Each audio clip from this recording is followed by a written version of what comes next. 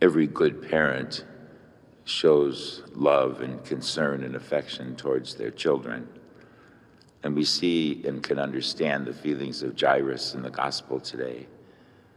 Jairus, his little girl of 12 years old, is dying, and he's filled with desperation.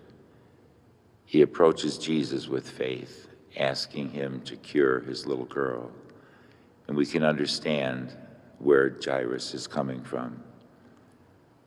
In the first reading today, David's son, Absalom, is not a little boy, but a grown man. And David had great love for his son, Absalom. But Absalom turned against his father and was plotting to kill him. This made David very anxious and very sad. And then we see the news that Absalom himself gets murdered. And to anyone who would see him as an enemy, it would be relief. It would be a sense of joy that my enemy is gone. I need not fear any longer. But David, as being a true father, doesn't see Absalom as an enemy. He sees him as his son. And so he weeps bitterly and is greatly saddened by the death of his son. We see the difference between Jairus and his daughter and David and his son. Similar in one way that both fathers truly love their children and both love them.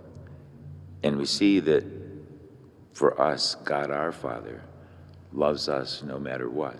Just like David loved Absalom, even though he turned against him, God our Father, through the waters of baptism, makes us his sons and daughters. And he loves us more than we can even understand and wants only the best for us. When we sin or turn away from God, he doesn't condemn us. He has more concern for us. He longs for us to return to him so he can forgive and heal us.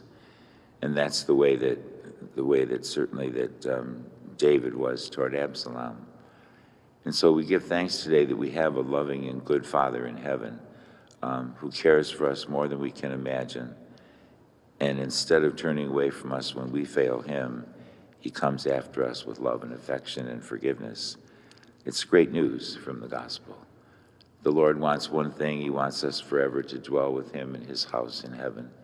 And so as long as we turn our hearts and our lives to him, we can be confident that he's leading us just there, our loving and good Father. He gives us most of all in this Eucharist his body and blood as food for the journey.